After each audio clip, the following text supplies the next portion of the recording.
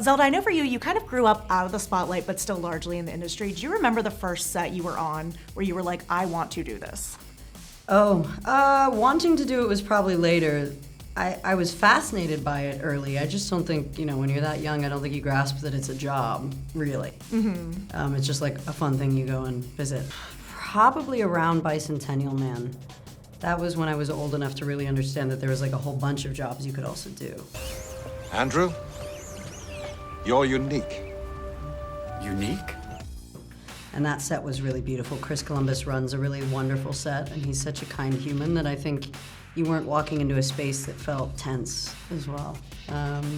So it really, it gives you a false sense of security in our industry, because then you go and you're like, oh, none of these things get to be made anymore, like these huge sets and crazy stuff. But we got to do that, so. Taffy says it's a waste of time to try and fix a boy. It's better just accept a guy's flaws. Oh, that's so cute. We got a Zomcom. Yeah. A Zomcom. Well, I heard there's 3 hours of gag reel footage and some cutting room floor. All right, so that begs the question, directors, go. I mean, I'd love to, especially because there's so many jokes in this that we ended up also kind of toning down for PG-13 that are still there. They exist, but I don't know. I have no idea. Gag reel, yes, I'm sure we'll release a shorter version of the gag reel. No one wants to watch like a Scorsese-length gag reel. That's insane. You know what? Give us 3-hour gag reel. I can't do that. Not until we bury the body. Diablo, for you, what was the moment that you realized that Zelda would be the perfect partner for this project to take it on? Honestly, the very first interactions I had with Zelda, which were not in person because of the pandemic, I knew just from her visual references and the conversations that we had that she understood the script completely. Like, I felt like immediately we were simpatico on a creative level. And then when I met her in person, the vibe was great. I knew she was gonna knock it out of the park, and she did. You certainly did. So what did it feel like to cross the finish line on your first studio movie like this?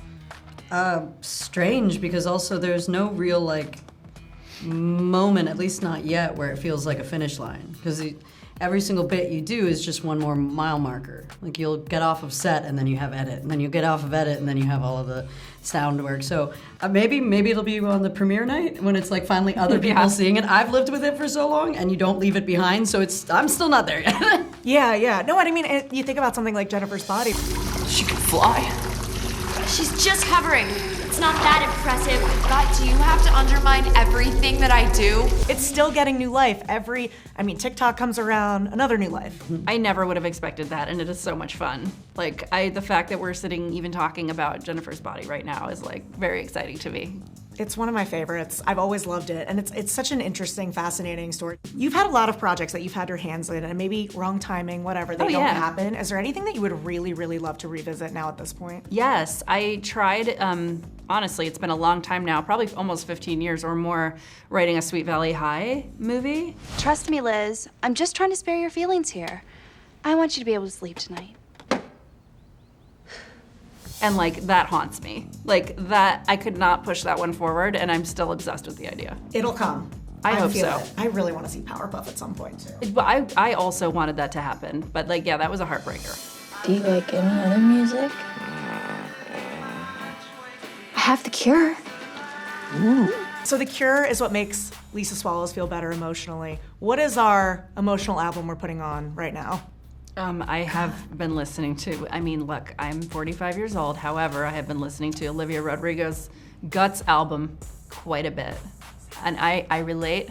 I know we're not in the same age cohort, but it still gets me. I agree. I'm not a feel better listener, I'll be honest. I'm kind of the wallow listener, where if I'm already feeling sad, I'm like, take me there. So probably Ethel Cain's. Oh, I love Ethel Cain. I don't do the like perky song when you're sad. I'm like, no, go darker. What movie monster could you easily see yourself falling in love with? All of them. I love complicated people. Yes. Definitely Dracula. Oh yeah, same. Yeah. Oh, Kate Beckinsale in Underworld. Also, like anyone in She's Underworld. Gorgeous. Underworld was just full of really beautiful people. They kill you too just for helping me. I know. Actually, my favorite thing is I was just talking to Cole and Catherine. They said, Zelda, that you get asked out left and right, and that you were asked out by the alligator tour person. The alligator tour guide fell head over heels Yeah. in love with Zelda, Yeah. invited her back for an alligator dinner. She always gets asked out. It's so funny. By like some real like Steve Irwin type like you don't wanna tough mess dudes, with- you know? they work with animals It was kinda awesome. guys. Yeah, Yeah. I don't think he liked me too much. Wait, that's not fair. This is the best question that's come up. Well, because like I've been single for a really long time, but then Cole will be like, you don't get to complain because occasionally you go on dates with really attractive people. So it's like, this is a battle. But yes, that did happen. Cole and I went on an alligator tour and it was just the two of us in the boat, and I was talking about how I've been single for 5 years.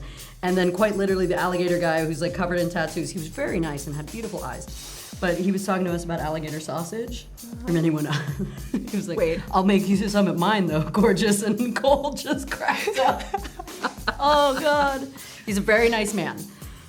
All the best to him. I love your voice, and so do a lot of people, a la Legend of Korra. Now that Airbender is going the live action route, could you see yourself taking on that role when that inevitably comes around? I mean, by the time they get to Korra, I might be too old for it anyhow, but I wish them all the best. I love those guys so much, and I know they're not involved in the live action version, but if they ever needed me again, they already know I'm here for them always. Incredible. Well, congratulations on this movie. I love it so much.